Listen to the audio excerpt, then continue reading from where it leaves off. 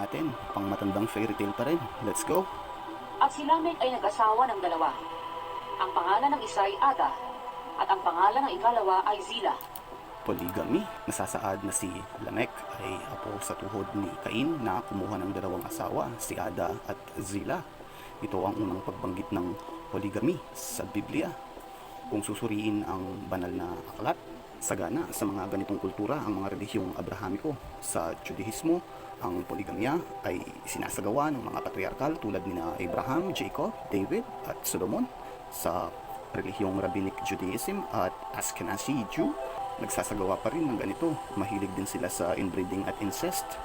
Sa Christianity, yung mga Fundamentalist Mormon group, Fundamentalist Church of Jesus Christ of Latter-day Saint at African churches, ganito rin ang trip.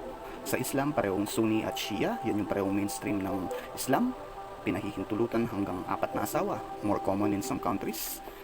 For example, sa Saudi Arabia, sa Nigeria, parts of South Asia, and North Africa. Natural lang na may negatibong epekto ito sa kapwa sa individual at lipunan.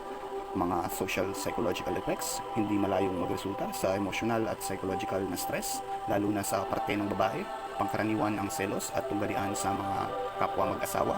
Maaaring lumitaw ang mga damdamin ng pagpapabaya, favoritismo at mababang pagpapahalaga sa sarili. Maaaring harapin ng mga kababaihan ang panggigipit at pakikipagkompetensya para sa atensyon at resources. May mga hamon din sa kalusugan ng pag-iisip para sa mga bata. Ang mga bata sa mga polygamous na pamilya ay maaaring makaranas ng kalituhan, kapabayaan o mga issues sa pagkakakilanlan. Ang mas mababang pagganap sa akademiko at emosyonal na kawalang tatag ay naiulat sa ilang mga pag-aaral. Maaaring mas matindi ang tunggalian ng mga magkapatid sa linya ng ina. Isa rin yung gender inequality. Natural lang ito sa Abrahamic religion. Ugat kasi ito ng misogyny. Ang poligamya ay kadalasang binababa ang karapatan ng mga kababaihan na parang mga kalakal lang na ibinibenta. Maaaring mabawasan ang otonomiya ng kababaihan at kapangyarihan sa paggawa ng desisyon. Hindi pantay ang kapangyarihan ng mag-asawa.